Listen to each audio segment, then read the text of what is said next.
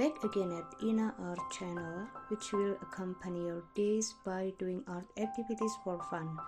This time I will do a digital painting activity using Clip Studio Pen.